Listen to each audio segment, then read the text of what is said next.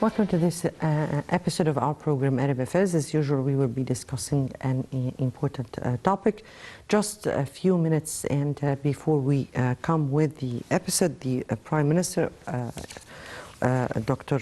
Mustafa Madbouli, witnessed the inauguration of the Digital Industrialization Center at the Arab Organization for Industrialization, the AOI.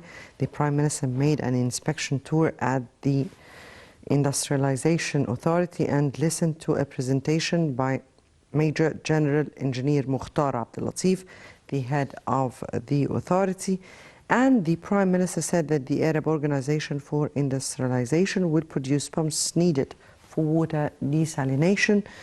I guess that the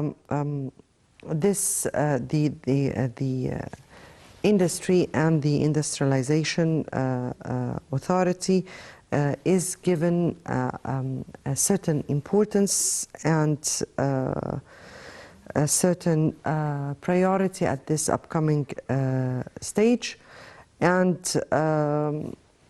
that is our first topic, and we'll be highlighting this issue in minutes. Before we delve into our discussion, of course, on our second segment, we'll be speaking about the outcome of this very important summit that has been taking place for the past 3 days, the US-Africa Summit. President Abdel Fattah al-Sisi has just returned from the United States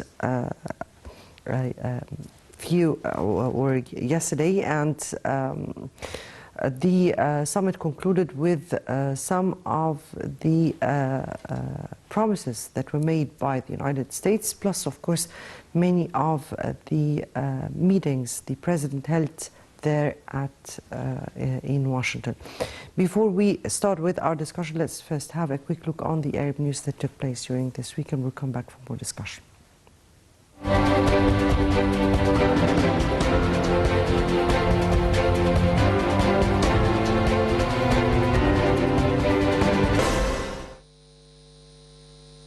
Tunisians go to the polls Saturday to elect a parliament dissolved by President Kais Saied nearly a year and a half ago. The election for the new 161-seat assembly comes after President Saied froze the previous legislature on July 25th last year, following months of political crisis accelerated by the coronavirus pandemic. He later dissolved the parliament. Lebanon's divided parliament failed to elect a new president for a 10th time. Only 105 of parliament's 128 lawmakers showed up for the vote, and as many as spoiled their ballots. Parliament Speaker Nabih Berri retreated calls for dialogue among lawmakers to find a consensus candidate to prevent the process dragging on for months. An Irish member of the United Nations peacekeeping force monitoring South Lebanon was killed and 3 others were wounded after their convoy came under fire. Irish Prime Minister Michel Martin said he was deeply shocked and very saddened by the loss of life. The Irish Foreign Minister expressed profound sadness and a deep sense of shock over the peacekeeper's death. United Nations and Irish sources said a convoy of 2 armored utility vehicles carrying 8 personnel traveling to Beirut came under small arms fire late Wednesday.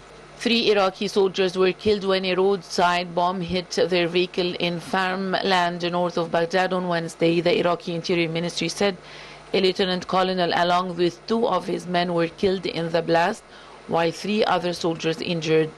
There was no immediate claim for the bombing, which targeted a patrol in the Tarmeya district, around 30 kilometers outside the capital.